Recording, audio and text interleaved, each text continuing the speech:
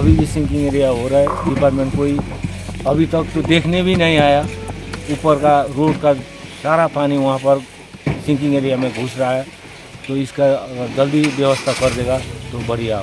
Mahanadi 63 line में इसलिए पूरा पानी तो सड़क में बहता है, नाला में तो जाता नहीं है, इसीलिए रोड का पानी का चलते ये स्लाइड हो गया। लाइन स्लाइड, वो घर तो बेघरे हो गया, उसका तो कोई सामान भी हम लोग निकालने नहीं सके, इस हालत में है। পাহাড়ে লাগাতার বৃষ্টিতে ধসে গেল একটি বাড়ি। কার্শিয়াংয়ে ৫৫ নম্বর জাতীয় সড়কের ওপর মহানদী এলাকার ঘটনা। বাড়িটি সম্পূর্ণরূপে ক্ষতিগ্রস্ত হয়েছে। এছাড়াও এলাকার ৪ থেকে ৫টি বাড়ি আংশিকভাবে ক্ষতিগ্রস্ত। তবে মতি বাড়াইলির বাড়িটি পুরোপুরি ধসে যাওয়ায় সেই বাড়ি থেকে কিছুই বের করা সম্ভব হয়নি। এছাড়াও মহানদী এলাকায় প্রবল বৃষ্টিতে ৫৫ নম্বর জাতীয় সড়কে দেখা দিয়েছে ফাটল। ক্ষতিগ্রস্ত বাড়ির বাসিন্দাদের তাদের কোনো আত্মীয় বা প্রতিবেশীর বাড়িতে আশ্রয় দেওয়া হয়েছে।